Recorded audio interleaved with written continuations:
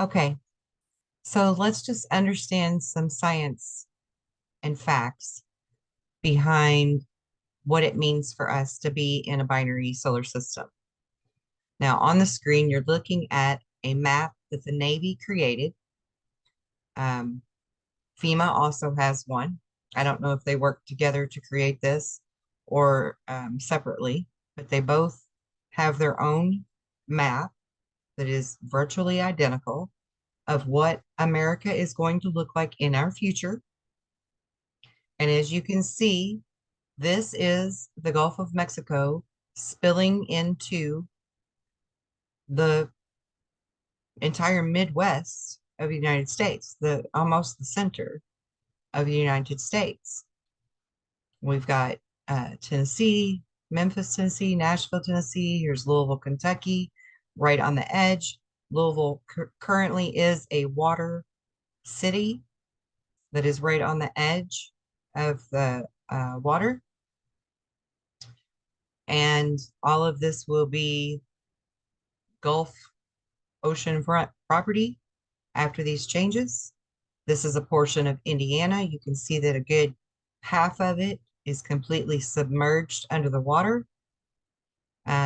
This is where the Great Lakes are spilling in, and this will be caused from the sleeping giant, also known as the New Madrid fault line, waking up. A huge earthquake will take place. As well, you see that a good chunk of Oregon's edge is covered, and California is all but gone, and that this spills in over top of Nevada, Utah, Arizona, um,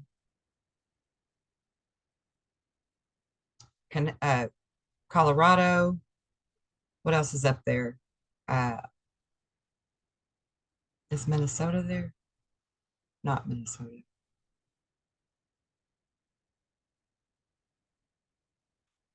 It'll be parts of Idaho. Uh, my brain just went blank. Anyway, you get the picture here. And then the entire West Coast is also inundated, and big parts of Alabama and Georgia and Florida are going to be affected by this as well. Um, Arkansas is almost completely gone. This is Little Rock, Arkansas, which is the capital. I grew up in this state. I have family that lives in this state.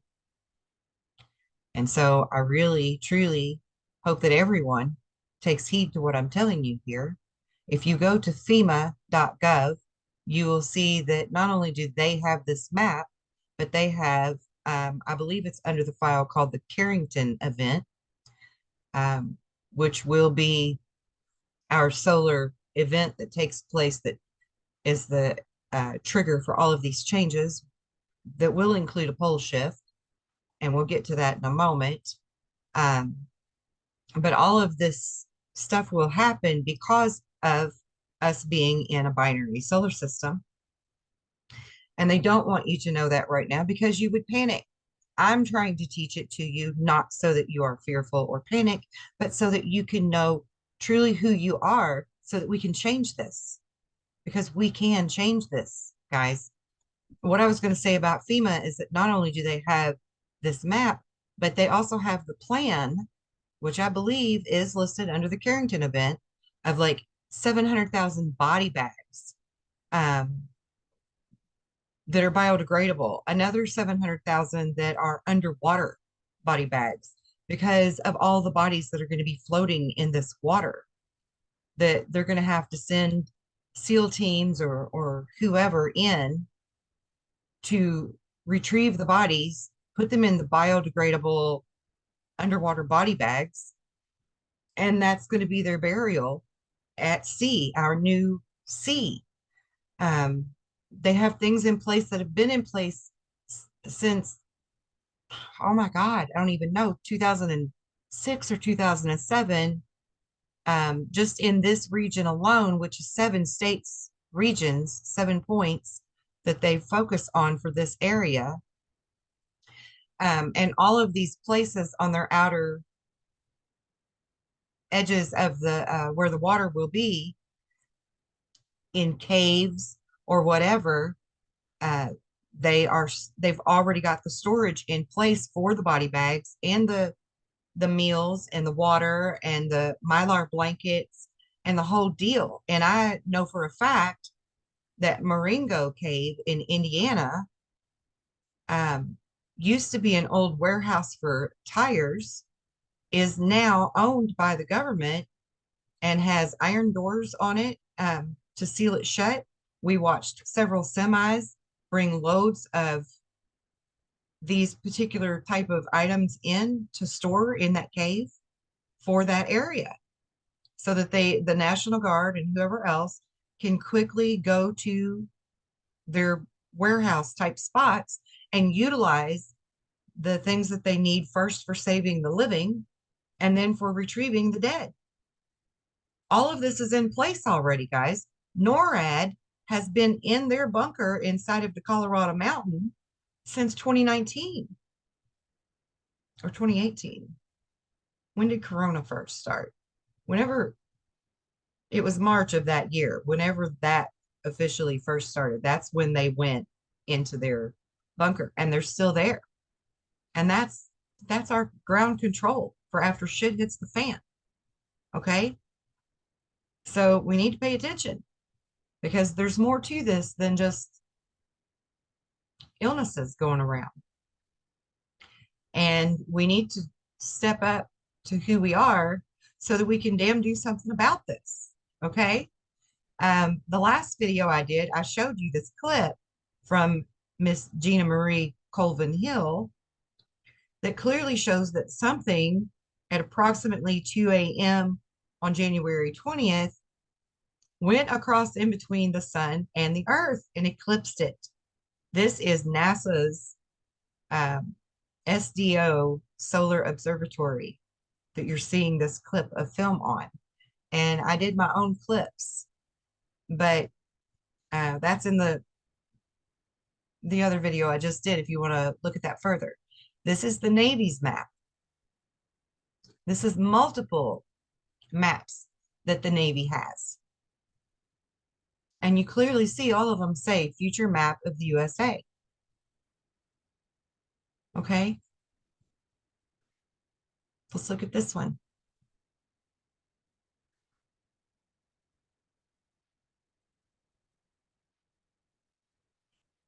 It's really important. This is the United States alone, guys. And all of our governments around the world know about this. They know about it. And no, they're not going to tell you. And I don't blame them. Because if they told you, it would cause mass panic. I'm telling you to empower yourself. I'm telling you because there is something we can do about this. I've been practicing Native American ways of parting the storms and manipulating the weather for years. My brother and I both have done this. I've taught my children how to do this. My adult children will do this in their area where they live when a storm is coming that's going to be threatening. They part the storm and disperse it to protect everyone in that area. This is something we can all do. You just have to believe it.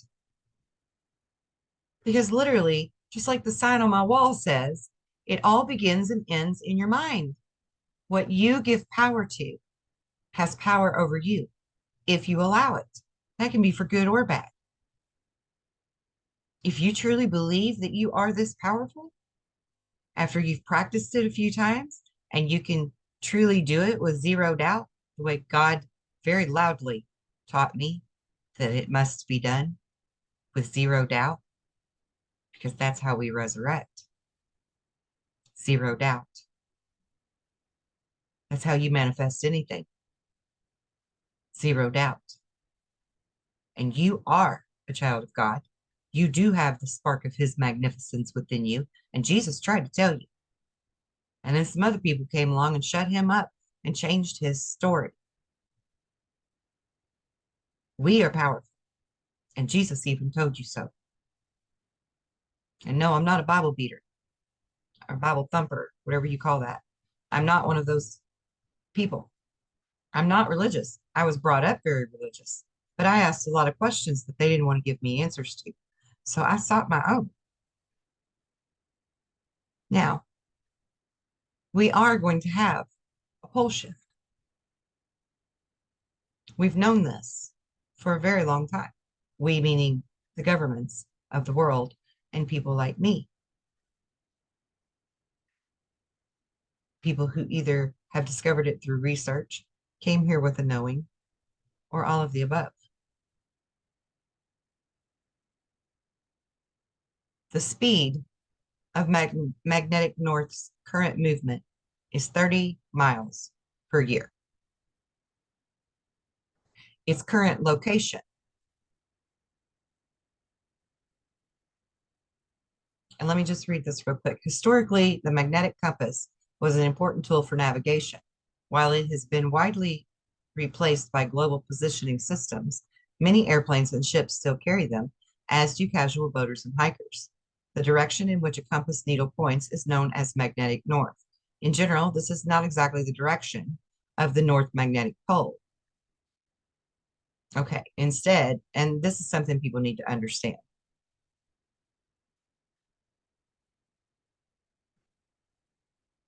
Here it is. In general, this is not exactly the direction of the North Magnetic Pole. Instead, the compass aligns itself to the local geomagnetic field, which varies in a complex manner over the Earth's surface, as well as over time. Okay, there's an angular difference between magnetic north and true north. And magnetic north is what is about to flip. And we don't know for sure whether or not it causes a physical pole flip or not, because sometimes in history it has. We know this through ice core samples and other ways of monitoring things like this. I don't know how to get rid of that. Is there an X up here somewhere? Okay, anyway. So magnetic poles are going to flip 180 degrees when it happens, okay? That's called a pole shift. And again, I was saying through watching the oceans temperatures rising and falling and whether or not they're doing it in their proper repeated cyclical pattern or not is one way to watch for the pole shift to occur or be upon us close to us. Um, the ice core samples have told us about the pole shifts. And there are debates between 10,000 years ago or every 10,000 years it happening and some very large number like 400,000 years or something, because there's been multiple pole shifts in between those time periods. We've also studied the tree ring samples to know when these pole shifts are happening. And that also, by the way, has shown, as well as the ice core samples, that this global warming farce that they tried to force on everyone is really a cyclical thing that is on a continuum with pole shifts. Okay. They all work in conjunction with each other. And it's not just our planet that's warming up right now. All of the planets in our solar system have been warming up. The ones further out were warming up before ours. And that is facts. If you want to go and research it, Saturn, Neptune, Jupiter, all increased in their warmth. Jupiter's sunspot is changing and growing. Saturn and Neptune have both, and Uranus have all had a pole shift already prior to ours that actually changed their geometrical shape that we view at their poles, which is really fascinating as well. If you want to do the research on that, there's a Google Earth satellite that'll show you that kind of stuff. And it's really interesting and the facts are all there. But anyway, back to the pole flip. When it happens, it will be a 180-degree turn. Now, with that being said, we also know that when it does flip, it may recalibrate a few times within 10 to 20 degrees before it settles in to its new position. Okay. And when it settles in is when all of this other stuff is also simultaneously happening. Our sun is going micronova. Um, the binary star is passing within our naked eyes visible view from Earth, um, which is causing the war between the two stars, which I'm going to get to that and show you that in a moment as well. Um, the solar flares are going to happen and hit the Earth because all of Earth's shields are going to be down. I teach people that we can put up our own shield, our own force field around us or other people. We can do that for our planet as well. So when she can't do her job herself, we can actually come to the rescue if enough of us know how to do it. I'm offering classes actually to teach you the important ley lines and energy sectors or energy vectors, I should say, of the planet and how that grid system works so that you can understand it from a scientific, educated perspective to even better assist in all of this change that is impending. So for those of you who would like to check that out, please do so. And the only reason I have a price tag at all on it, I want to reiterate, is not for me to make money, but because when I tried to give it away for free, nobody thought it had any value. This is vital information that should have thousands of dollars on its price tag. And it's 22 bucks because I figured that's enough of a price to where it seems like it has value and not and also affordable, not too expensive to where just the regular average person like myself couldn't afford it. So I want everyone to be able to afford it. And if you genuinely want to learn it, you genuinely want to do the work, and you genuinely don't have the 22 bucks, email me because I want everybody to know this. And it's not about money.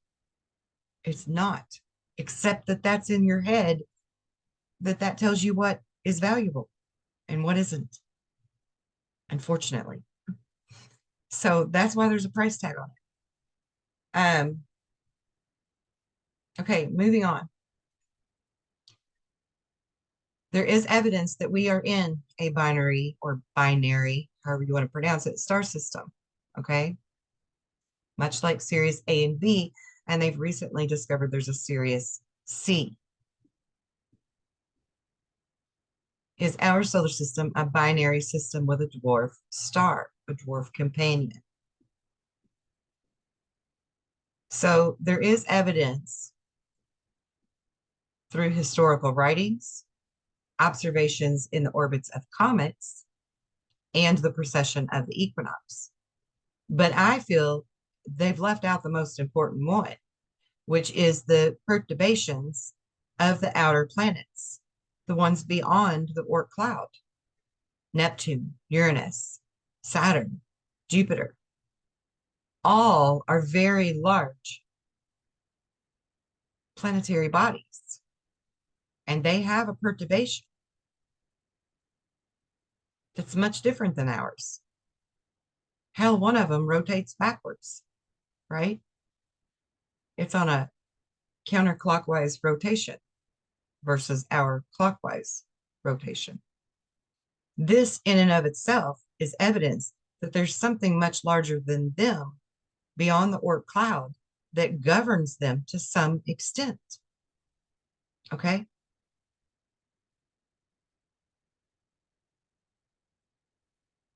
And we've actually discovered through studying other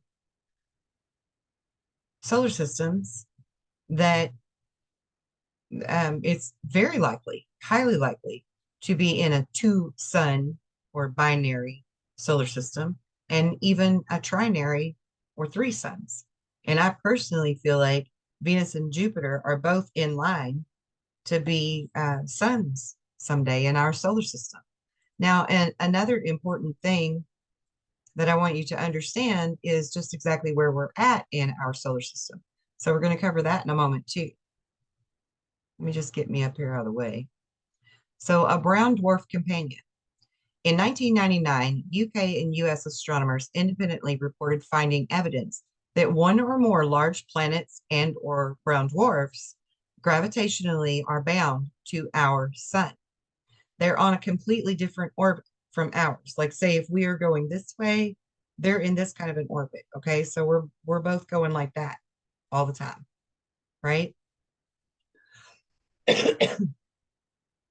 This is what the Sumerians meant when they talked about the Anunnaki. This is what the Mayans were trying to tell you about, and why they had a calendar that was a long count and a short count. The Dogon tribes know about this. The indigenous Native American peoples um, all across America have known of this.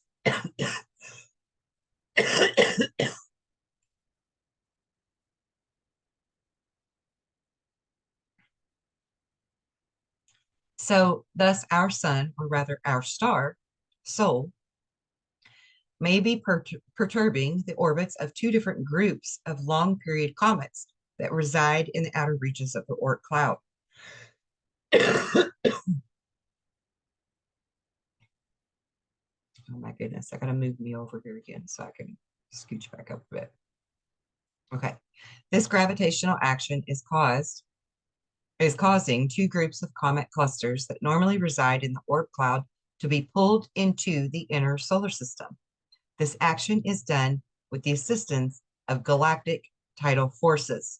And we're going to get to that in a minute too, because one thing leads to the next. So two teams have come to this conclusion independently. John Murray's team in the UK and John Matisse's team in the US. Excuse me. The calculations in 1999 by Murray of the UK focus on a smaller region centered around constellation Delphinus at an estimated distance of 32,000 astronomical units. The US team that was led by Matisse most recently estimated that the substellar object, the sister of Nemesis, may have a mass of around 1 to 4 Jupiter masses in the innermost region of the outer Oort cloud, possibly orbiting Sol at around 10,000 to 30,000 astronomical units, depending on its actual mass. Now, I want to also remind you, I've said this before in my videos, in 1984, in 1993, and then again in 2004, there were newspaper articles in the New York Times, the Washington Post, that NASA had discovered a very large planet in our outer Oort cloud of our solar system. Each time that they announced it in 84, 93, and again in 04, they changed how fast it's traveling toward the inner solar system and how large its mass is due to the speed that it was inbound toward us. In 2004, they scrapped those articles after that one was released. Apparently, somebody wasn't supposed to tell it. It's very hard to get your hands on copies of them now, but there are enough great researchers, thank God, because of all of our corona bullshit that's happened. There are enough independent researchers now that you can actually find those on our World Wide Web again. So I encourage you to look that up. I encourage you. Do your research. Don't just take my word for it. But if you want to skip a step and just listen to me a minute, for a moment, I can get you to the full picture, and then you can do a little research and come back and learn from me what you need to know, because I do have the keys to our kingdom. I do. And we are the meat that inherit this earth. We are the ones that were put here to take care of it, protect it, and love it. And we can do just that. From the comfort of our own home, we can do just that. All right, stick with me. So this shows the two different orbits within our solar system.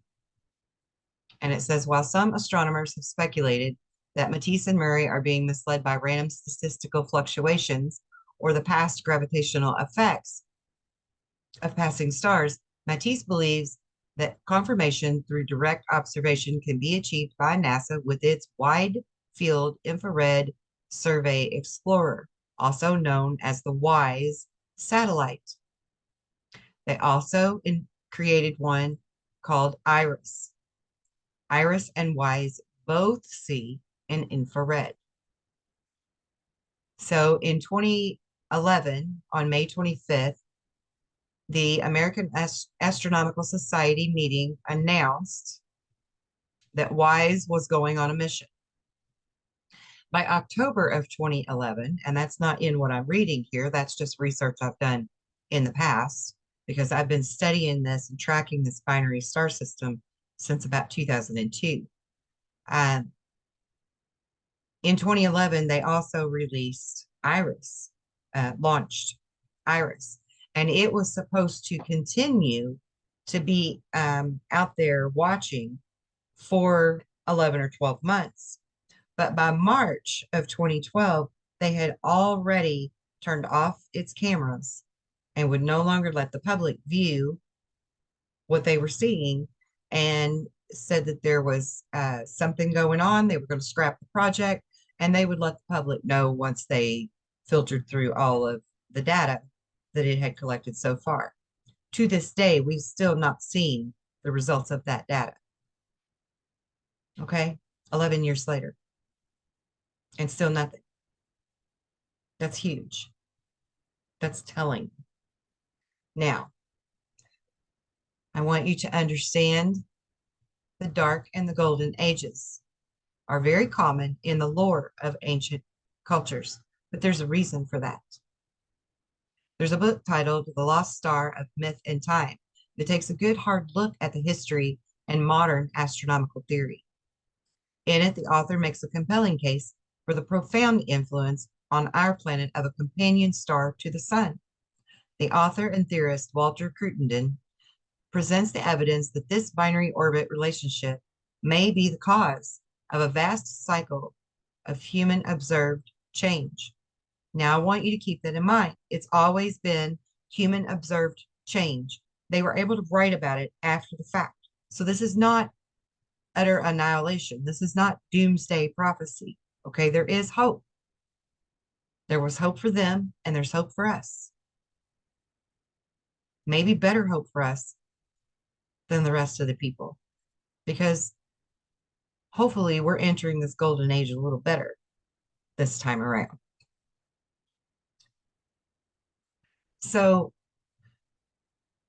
change that's associated with the dark and the golden ages, common in the lore of ancient cultures. Now, what you would call this time that we live in now is similar to the dark ages because of all of the evil, all of the darkness that blankets, that encompasses our planet and our lives, our daily lives. There's a lot of evil around us. There's a lot of darkness. It's very hard for people to wake up because there's such heaviness of fear and manipulation in so many different ways that's upon them. The drugs, the alcohol, the rules, society's pressure, family pressures, all of this is keeping them in the dark. All of it. What we're coming into with our age of Aquarius is the golden age. That's the Great Awakening. That's the time for all of the veils to be lifted, the revelations to happen, the aha moments, and putting all of the pieces of the puzzle together and finally seeing the whole damn picture.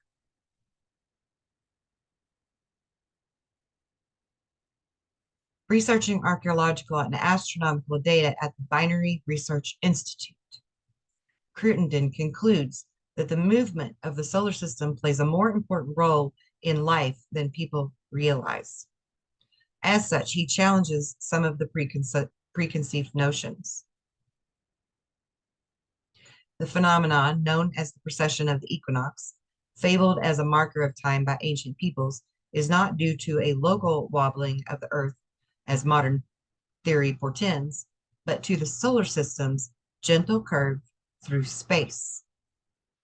This is something that I came here with a knowing about, and I'm going to get to that in a moment.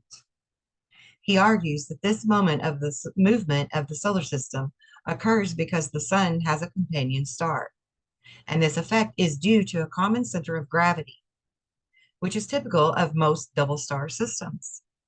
The grand cycle, the time it takes to complete one full orbit, is called the Great Year. It was a term coined by Plato, and it coincides with the great awakenings that have happened throughout history. Crittenden explains the effect on Earth with an analogy.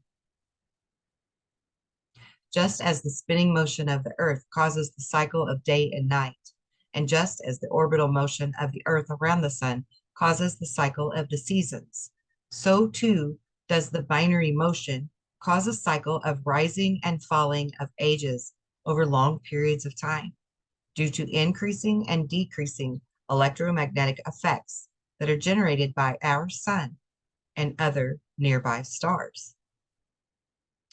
While the findings in the lost star are controversial, astronomers now agree that most stars are likely part of a binary or multiple star system.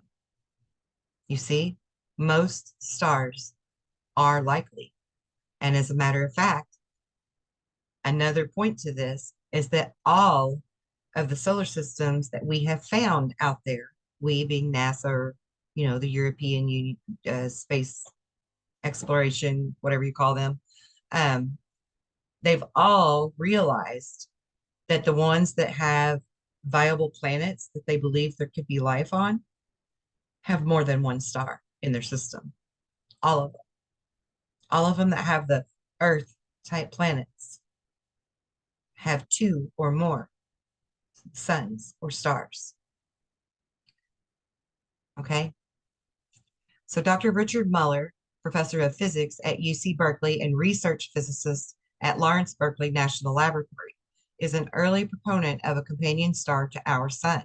He prefers a 26 million year orbit. Isn't that an interesting number? Have you ever heard that before? Maybe from Zacharias Sitchin's works. And mind you, his was only translations of other people's work, and realizing what they were saying was that it was a 26 million year orbital cycle, that the Anunnaki come back, that Nibiru comes back, Nemesis comes back, the red Kachina, the blue star Kachina, that the Hopi talk about, that the Navajos talked about.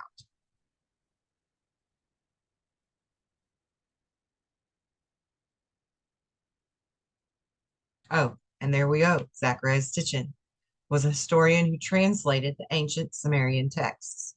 The translations, no matter how hard he tried, always defined the establishment of the Sumerians as cultivated from the gods, of which the gods came from a planet within the solar system known as the 12th planet or the 10th planet, depending on how you look at the writings, of which Sitchin gave the name Nibiru.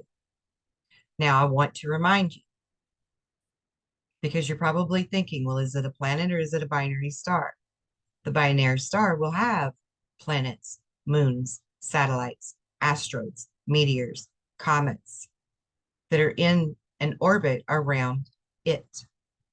It is named Nemesis. The planet Nibiru is one of the planets that are orbiting around Nemesis. Then we have the Earth Chronicles series that you can read all about. I'm not going to waste your time with that. If you want to do the research on it, you are welcome to.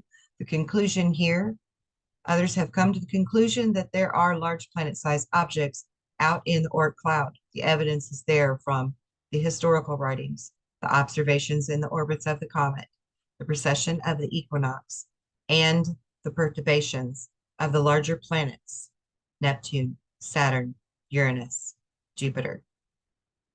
If accurate, then this means that the solar system is typical, not out of the ordinary, not extreme, typical. But we aren't being taught that.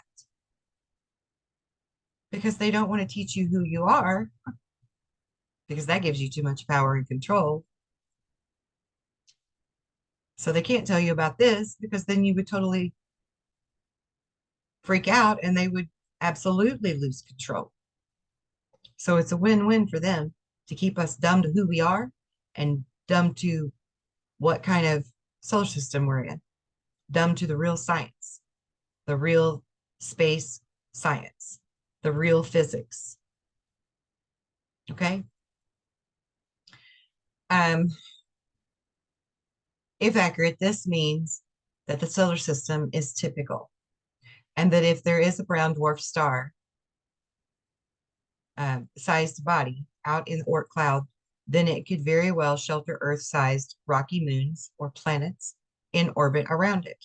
And mind you, speaking to that, we have already found 4 of those planets in that separate elliptical orbit. We've already discovered them and named them. You can look that up too. One of them's named after Santa Claus or something like that, because it's believed to be an icy planet. One's named Eris, I think, as well, like Eris, Eris. There's another one with an S name, but I can't think of what it is right now. While it would be impossibly dim to see with the human eyes on Earth, to a person living upon an Earth-sized planet around this brown dwarf, they would have evolved to see in the infrared and could have easily adapted to the point where they could have obtained space flight millennia ago. Let me just read that to you one more time and really let that soak in. While it would be impossibly dim to see with the human eyes on Earth, to a person living upon an Earth-sized planet around a brown dwarf star, they would have evolved to see in the infrared and could easily adapt to the point where they could obtain spaceflight millennia ago. Now, there's a lot of people that say aliens are not real, UFOs are not real, and if they are, then how are they getting here from tens of thousands of astronomical units of distance or hundreds of thousands of astronomical units away from us, away from Earth? How are they traveling? What's their propulsion system? Blah, blah, blah. And yes, we could argue with black holes and stargates and different dimensions on and all of those things. But I would like for you to look at the simpler answer to that, and that they're coming from our own solar system, the majority of them. Some are coming from other star systems, but the majority of the visitors are from right here in our own backyard. Let that soak in a minute. And perhaps, just perhaps, flew to their nearest stellar neighbor millions of years ago, which was our sun. This idea and this concept would explain a lot of mysteries. I will provide the links for these pages that I'm using in the description box below, and we're going to move on now because where was it at?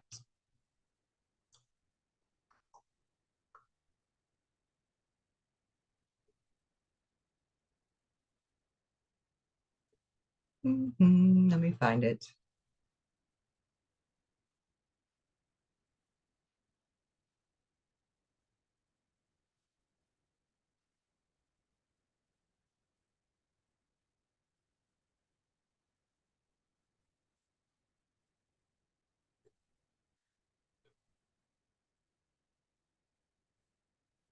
Ah, here it is.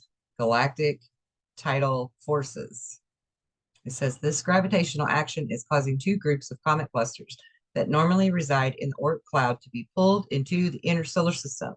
This action is done with the assistance of galactic tidal forces. What does that mean? What does that mean? That means our Milky Way galaxy. So now, oh my gosh, I didn't mean to click that.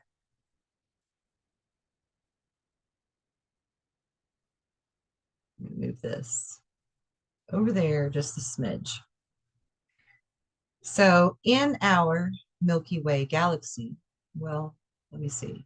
Is this?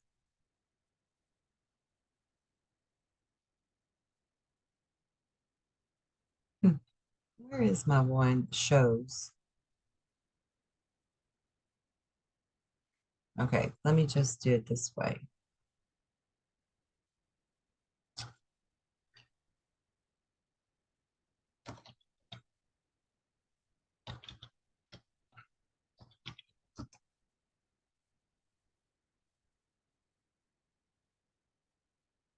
Our position in the Milky Way galaxy is technically in the constellation of Sagittarius. And a lot of people do not really understand our location. Okay. Many of you are familiar with Orion's belt and all of that. And it is all very significant to who we are and where we are within our galaxy as a solar system. As well, our position in the galaxy matters, always matters, and is always changing. And we are currently in what's known as the Great Rift or the Dark Rift of the Milky Way. In astronomy, the Great Rift, sometimes called the Dark Rift, also referred to as the Dark River, is a dark band caused by interstellar clouds of cosmic dust that significantly obscure or extinguish the center and most radial sectors of the Milky Way galaxy from Earth's perspective. In the core of the Milky Way, you may see some dark patches. These may only be visible in the darkest of skies, and this is called the dark rift. Now, a lot of people have made comments on different videos that I've been watching lately of how the stars are looking different, how it's looking hazier to see the stars at this time. And that is because we are now in the dark rift of the Milky Way. Here's an image of that dark rift. All of this through here is our nice, clear vision superhighway, right? And all of this cloudiness on either side of it is the dark rift. Now, as we travel, follow my cursor, my finger here on the screen. As our solar system travels, it goes in waves, up and down and up and down, you see? So we're currently in this dark rift area of the Milky Way. Now, a lot of people think that that sounds scary, but it's actually not scary. It's actually a pretty big deal. And we've been in the dark rift of the Milky Way since 2012. And NASA has even sent astronauts out to collect some of the dark matter to try to understand it further, because they are trying to stop what is coming. That's the Great Awakening. And they can't. Now, Einstein. Einstein has this great quote, this great talk about what happens to us. Oh, here's my page that shows that we're in the constellation of Sagittarius, right there. I knew I had it.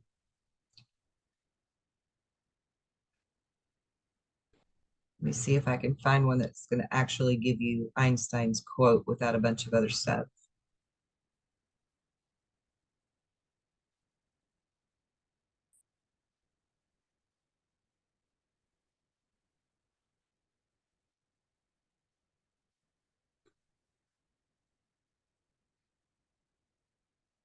Well, here's a good thing to understand what the dark rift means from Earth's perspective. Even in the darkest of skies, the Milky Way isn't going to be easily visible until it rises a bit above the horizon and the thick, turbulent air, which obscures the view, is removed. Okay, this is part of our veils lifting. But the beauty of it is that this whole event is going to force merge our right and left hemispheres of our brain, and everyone will become increasingly psychic in their gifts. Now, for those that don't know that they're psychic, this is going to really trip them out, like big time, trip them out. They'll probably lose their damn mind, go mad, you know, because they won't understand why they're all of a sudden hearing um, things that they never heard before, because you're going to hear the voices from beyond the veils, and also because you're going to be hearing at an amplified tone with much more ease than before. But you're also going to be seeing things that were behind the veils, the other dimensions, and sensing them.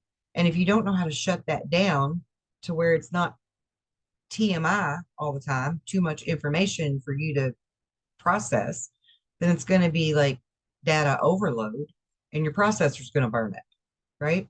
If you look at yourself like a computer. Okay, so let me see.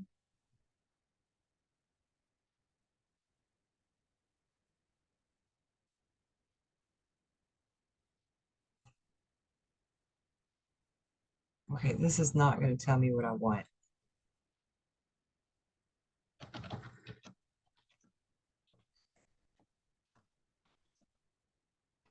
Well, here, let me do it this way.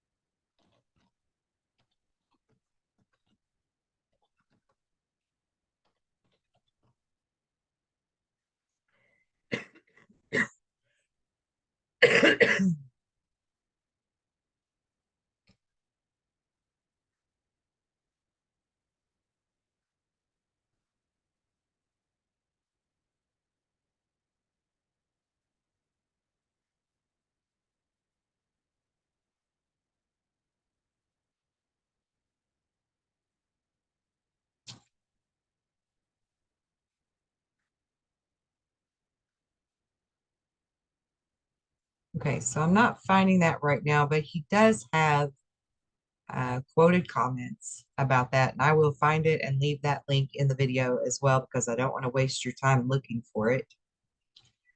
Um, but Einstein is definitely one of those people, much like myself and others, who have managed to merge the left and right hemisphere of their brain and be able to walk with 2 feet in this world and the other, with the understanding of that merging as well.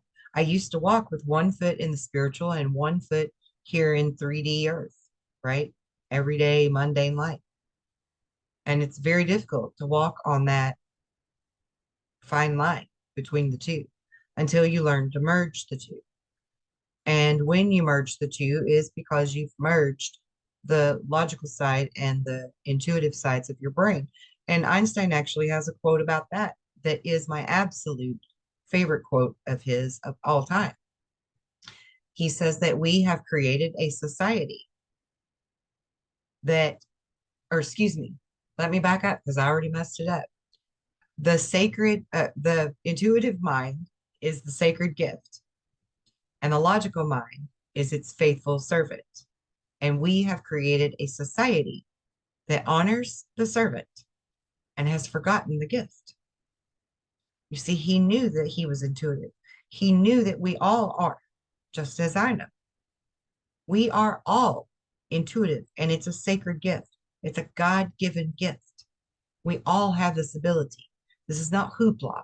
This is not too good to be true. This is not new agey bullshit, right? This is not fluffy bunny tails and puppy dog ears and rainbows that we can chase after and sing kumbaya. It's not what that's about. This is fact-based, science-based, not just my belief system, not just like a religion. This is real deal shit.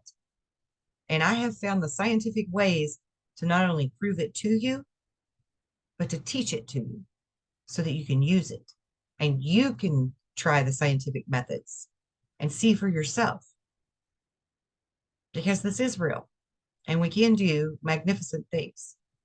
And God said for us to go forth and multiply. And by God, we should. Okay. So just in recap, let's go back and look at these maps one more time. There are many. And FEMA, as well as the rest of the military, all have their own maps and their own plan of action in place. Okay. Now, oh, something I wanted to get to with my magnetic pole movement that I didn't cover.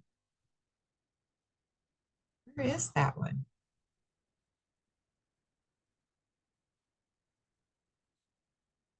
Is it here? So the magnetic North Pole is moving very quickly. Heinz, Einstein, Einstein and Hapgood both had very good articles of theory that they had already worked out on this to show that crustal displacement is a real thing. That's the surface layer of Earth that moves and slips. They say like an orange peel. I can't wrap my brain around that because I've never in my life been able to have an orange peel slip past the rest of the orange. So I would love to know that magic trick. But that's the way they describe it as like the orange peel slipping across the orange as a crustal displacement, which is a physical pole shift. They believe that this is why the mammoths were found with buttercups and other fresh um, plant life, vegetation in their stomach and in their mouth when they were instantaneously frozen, covered in ice, and, you know, wiped out. And that happened here in North America. Matter of fact, not 20 miles from me, they've been finding mastodons that were once wiped out by the ice age, right? That these ice ages and these warming cycles are all cyclical events that coincide with pole shifts. Okay. That's the part they're not telling you. They can give you that ounce of truth and then not give you the rest of the knowledge of why these ice ages and warming trends tend to happen. The greenhouse gases is part of it, you know, but it's not man-made. We are not that significant that we could affect the greenhouse gases in that way. There are things we cannot control, and those are some of them. We can't blame that on us, and we can't take the credit for it. But anyway, our North Pole is currently moving at 30 miles per year. And one of these, I had the current location. Okay. Let me see here.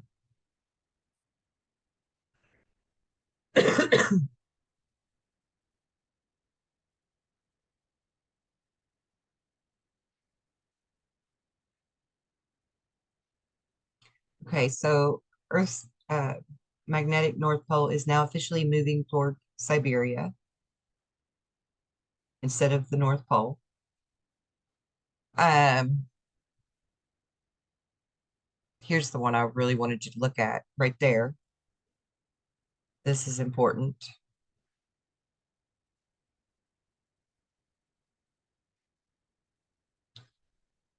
Okay, so you can see the change. This is where magnetic north was in 1900, 1920, 40, 60, 80, 2000, 2010, 2015, 2020. Okay, that's where it was in 2020. This is where it's at already in 2023. Now, according to my calculations and others, the pole shift will happen, here it is, at the 40-degree marker. This is something that they have learned in the research laboratories on understanding the pole shift, that the complete 180-degree flip will take place at the 40-degree mark. That's the magic number. It's currently 71 miles from that specific point of that 40-degree marker. Now, according to their estimates, the pole flip will happen by March of 2023. I feel like they're a slight bit off and it'll happen around April. But that means we've got less than 3 months for you to get up to speed and figure out who you are. Learn how to use it so that we can help make a difference. And if the only thing that you get out of all of this is that you are more magnificent than you know, then please just keep a mental note to yourself that thought matters. And what you give power to has power over you. It governs you because focused energy is what the information transfer that's in the air is paying attention to. What energy, what focus are you putting your energy into? Is it negative things or is it positive things? Is it ways to find a resolution or is it doom and gloom? It's too late, I give up. Where are you going to focus your thoughts when the shit hits the fan if you don't learn who you are exactly before then?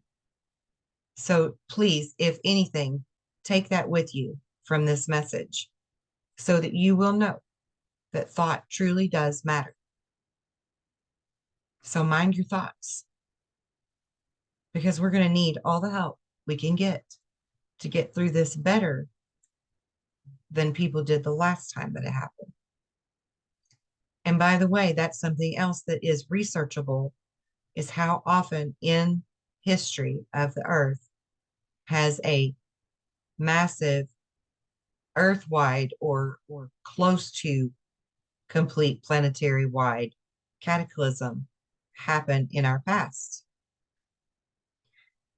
We've had Krakatoa in Crete. We've had Noah's flood. We've had Atlantis going under. Easter Island and all of the statues there that are covered in a mud up to their chins that we just thought were great big heads. That was created from a mudslide shift, a massive mudslide shift that occurred during this pole shift. I promise you, I've done my research. I know what I'm talking about. And if you don't totally trust that, I encourage you, go do your research so that you can at least know for sure that I'm not full of shit. I'm not trying to feed you hopium. I'm truly, genuinely trying to help us to save ourselves and save the planet. Until next time, be well and be blessed in love and light.